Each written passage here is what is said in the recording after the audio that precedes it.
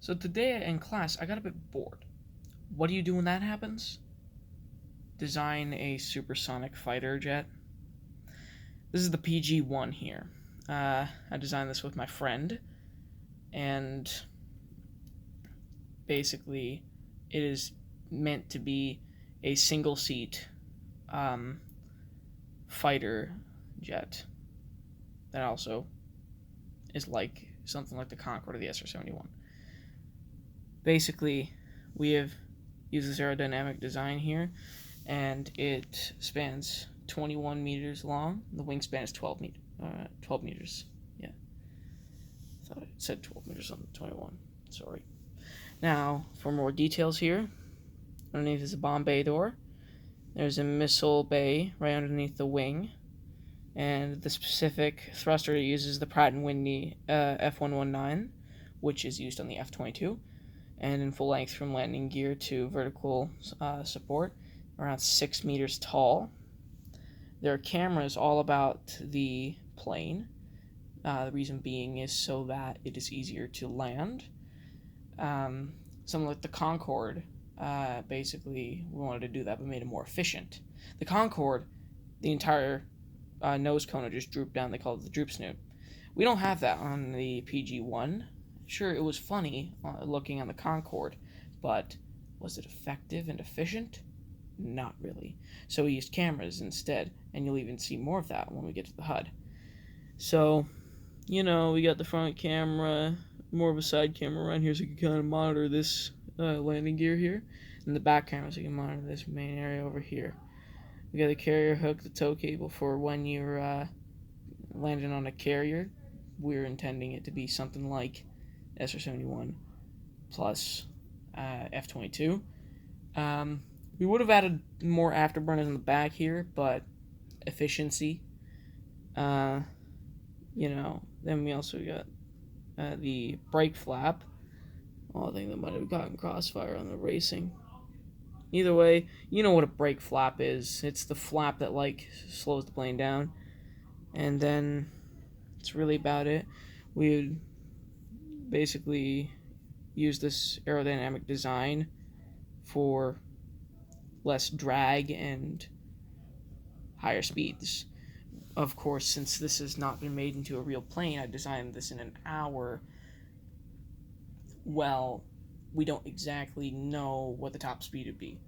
The thing is, I will ask my friend. He does calculations, and he could calculate the thrust force to the speed of the aircraft, all that. We don't have an estimated weight, so it's only a very loose estimate. We do not know if it is accurate or not. Anyways, moving on to the jet. There's a more detailed, what I believe is what the jet looks like. I oddly enough can't find a photo of the F119, the closed jet. Oh, that's the bell. So it's lunchtime now. So I've seen these little divots here, so this is why I think it looks closed. Anyways, this is the main HUD for above the main controls.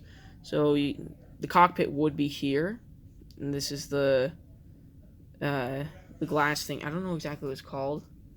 I guess the HUD. I don't know exactly what it's called. I'm sorry. I don't know too much about the names of the stuff in aviation. This is the glass thing with the screen on it. You know what I'm talking about. This is two displays. This one will flash when you were locked onto an enemy. This one will flash when an enemy's locked onto you. This is the altitude meter. There's a number there. It's at 0 because this takes place on the ground.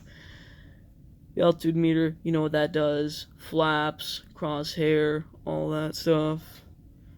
Then here we got the main panels. There is a 4-screen area dedicated to landing cameras, and there's even buttons to which you could change the cameras if you have a certain preference of what you like to look. Navigation's right here, radar's right here. Enemies will show up as dots. This is you. This is where you are. Enemies will show up as dots on the radar, and you'll basically I feel like I'm going to center this to the middle. I don't have a pencil on me, so I can't do that right now. But imagine this is in the middle, because I just thought that. Anyways, the switches to turn on both engines, auxiliary and main power, arm switch, missile bay door and bomb bay door switches, comms here, of course there'll be a headset attached. And now here we are in the main controls. Basic joystick has a trigger to operate the main turret. We haven't designed a main turret yet. We're thinking of using the GAU-8, which A10 has. Throttle here, fuel dump, landing gears, the flap control, brake lock, bomb bay cameras, rudder control, and then the ejection there. And that's really it. This is the PG-1, and yeah, it's actually like I made this in an hour in math class, and obviously I have no script since this is I'm in school right now. So yeah, that's the PG-1. Tell me what you guys think. Me and my friend are quite proud for coming up with this in an hour.